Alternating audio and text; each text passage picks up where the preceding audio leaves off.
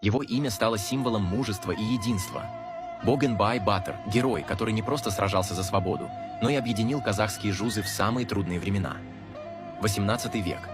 Казахская земля находится в постоянной опасности. Джунгары, мощные и беспощадные, угрожают захватить степь.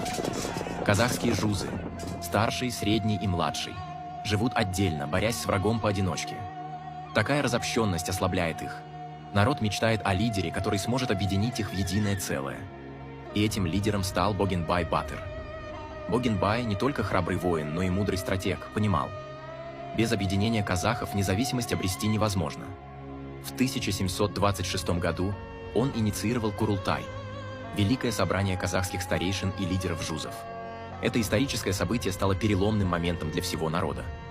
На Курултае Богенбай призвал хана Былая и других лидеров отложить свои разногласия ради общей цели – защиты степи. Его слова проникали в души людей. Если каждый жуз будет защищать только свою землю, завтра мы потеряем ее всю. Только вместе мы сильны, только вместе мы свободны. Вдохновленные его речами, казахские жузы заключили союз. Богенбай стал не только лидером на поле боя, но и символом единства. На этом Курултае было принято решение сформировать единое войско, которое сражалось не за отдельные территории, а за весь народ. Именно под руководством Богенбая объединенное войско казахов одержало историческую победу в знаменитой Булантинской битве. Эта битва стала доказательством того, что сила в единстве. Богенбай лично вел казахских воинов в бой, вдохновляя их своим примером и отвагой. Богенбай Батыр не просто стал героем своего времени. Он заложил основу для единства казахов, которое будет вдохновлять будущие поколения. Благодаря его мудрости и храбрости казахская земля осталась свободной, а народ – объединенным. Поделитесь этим видео, чтобы больше людей узнали о Богенбай Батыре, великом объединителе казахов.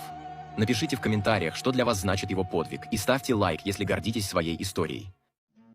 Қалмақтар қазақ қыздарының мойнына қылбығау салып, бұрымдарын ер тұрманына байлап тұтқындап бара жатқанда, Бөгенбай Батыр мен жанындағы қазақ жауынгерлері торуылдап отырған еді. Елім айлап зарлаған қазақ қыздарының шерлі үнін естіген қазақ жігіттері көздеріндегі кекке толы жастарын сүртіп, тістерін қайрап, бұйрық бергенше тағат таппады. Бөгенбай Батыр қолын көтергенде бар жоғы 500 сарбас. Қалмақтың 3000 қолын жапырып өтті. Бір қазақ жігіті 10 қалмаққа татыды.